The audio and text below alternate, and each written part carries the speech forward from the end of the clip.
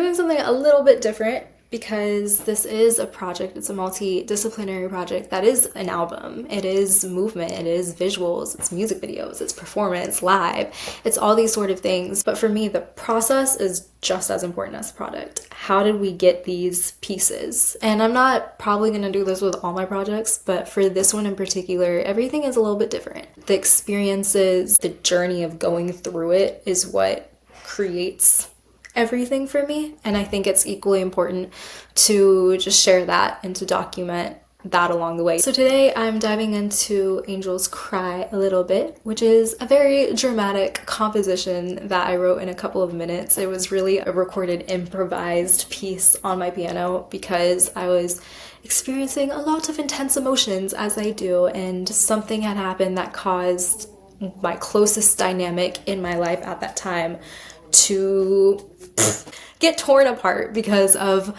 my lack of accepting my own trauma, essentially. And this piece really reflects, I feel like, that emotional state of feeling like I'm going through the cycle over and over and over again, and time seems to start moving, and then boop, I'm back at 12. I'm back at the same place.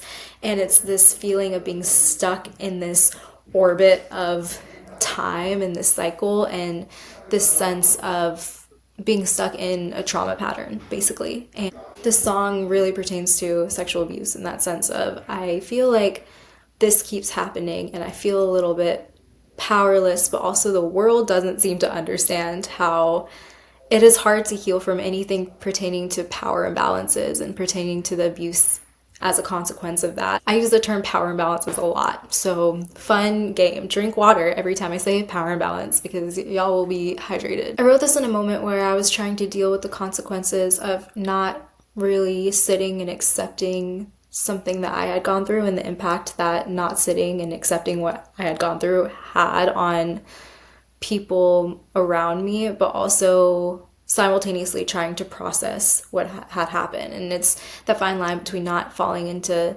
victim mode of feeling powerless, but also facing the reality of any abuse that is the result of power imbalance. It's a little hard because the system's built on that. So when you're stuck in a system that gives you your trauma in the first place and you step outside or just step into the world, you're thrown back into those boxes that give you the trauma. So it's hard to fully heal. We're not meant to heal in a place that is constantly just putting you back into the abuse. I think that if anything for me that motivates me and that creates this fire in me to do whatever I can to stay grounded and aligned and not lose myself in the facts that shit is going to happen. Sometimes it's the same experiences and the same type of experiences. When it comes to sexual abuse, it's hard to heal when you get thrown back outside and it's like you're getting honked at or yelled at or grabbed or all these things that are just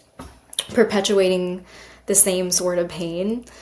Even if it's not the same situations, it just brings that up again. But the consequences that that's had for me personally on my relationships, especially my relationships which are not that dynamic at all and they're very healthy, is I normalized and internalized weak boundaries. If the situation is not so intense and aggressive, because that's what I was really familiar with, then I didn't really know how to assert myself, or I didn't know I needed to assert myself as much. Communicating this can sometimes be really hard because it is so layered. And Angel's Cry is really that space of, oh, damn, here we go again. But now, because it's impacting people I love, and I'm seeing that by me not recognizing the harm it's causing to me, and by me not knowing how to stand up for myself, it's now impacting healthy dynamic, and it's starting to pry and scrape at the people that genuinely are there for me and genuinely love me, because I've really normalized and ingrained this sense of abuse and lack of trust, especially that I have had for men in the past. That's kind of what inside of the song is, a wake-up call of I can't walk through the world scared. I can't walk through the world with a hard exterior. I can't walk through the world pretending that nothing is going to ever happen. It's this fine line between discernment and awareness, but also standing true in my power, standing strong in what I know, knowing that, okay, even if I get screwed over by a person, by a circumstance, whatever it is, I can't let that affect my character. I can't move differently out of spite. I can't move differently out of fear. I can't just close myself off. I have to know what my nature is. It's not everyone's nature to want to understand. Understanding how I need to navigate in a certain situation as me, as the most authentic version of me, doesn't look the same with every situation, with every phase of my life, with every person. But it's really that reminder to come back to myself and not let myself operate the same way every single time I'm in a situation that feels remotely close, because situations are different, period. Even if it's a similar circumstance that I'm facing, I have to remember the situation's going to be different because I'm different. I'm a different person moment to moment, and I have the choice to do something differently and to choose myself, which means choose my authentic character and get to know her in that moment and let her reinvent herself. Or I can, revert back to fighting and having a shield up, or having no shield up and feeling powerless. I feel like the song's evolved a bit since I wrote it a year and a half ago, but right now what it means to me is just this reminder that sometimes life throws you into these cycles. You learn the same lessons, or you're thrown into the loop of the same lessons. Some mornings you're like, I'm the most confident person ever. I'm never feeling insecure again. Fast forward to 2 hours later where you're just like, interesting. I don't like myself. But you're thrown into these cycles of lessons, and it's like, okay, doing the same thing, but it's also remembering different person. I can snap out of it like that, versus in some moments with some situations it would take me months to process and go through something. So just having that sense of grace and space, but looking at situations through a fresh set of eyes that stem from who you know yourself to be. And the grief aspect of it for me was really that heaviness and sadness and that cycle of grief that I was experiencing with, oh dang, this experience, this abuse really took so much out of me. It took my ability to even understand my worth out of me. It's letting myself grieve that, but also grieve the impact that had on authentic relationships, because I'm sure not just this one, but there have been dynamics that out of fear, out of a lack of trust, out of my own experiences prior, that seemed to be something that I just couldn't bear at the time, let stuff go or let myself go, out of just needing to hold that space. And I also want to say that your body will tell you when it's ready to let something go. And sometimes it's hard because you know that, okay, there's nothing to be scared of in this moment, but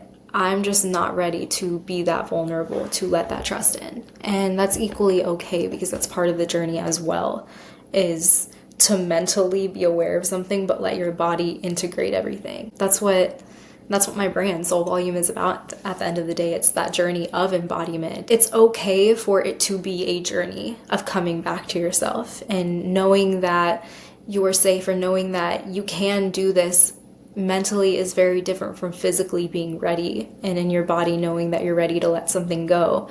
And with generations, with lifetimes, with just even this lifetime, you might have experienced so much that you're still recognizing that you experienced so much. Having the grace and the patience of moving forward in yourself, in your most genuine expression, and letting your body come back to safety with experiencing that, it's okay however long that takes. It's easy to feel so alone in your experiences, especially when you're dealing with grief and that lack of connection and disconnect that you might feel in certain moments, because grief has that sense of loneliness that's attached to it, and it has that sense of chaos that brings up, and it has that fear of being stagnant, or fear of, again, disconnect and not knowing how to come back to at certain times. But that journey of longing for something greater, that journey of mourning, and that journey of allowing loss to guide you back to what you need and who you are in that space of what feels whole, is so important to embrace and to allow yourself all the feelings that come with it, to allow yourself the grief of your own self and who you thought you were and who you knew yourself to be that might have felt like it slipped out from under you. It's all okay. The journey of eventually coming back to yourself. And so I hope that these little entries, these little moments of reflection that I am doing while creating these tracks, I hope that some of them resonate and that it gives you the space to at least listen, experience some art, and have some moments of reflection. You can check out more related to this project on Grief Called Changes, or check out any of my other work, what I do, who I am, at soulvolume.com. And I look forward to sharing more next time.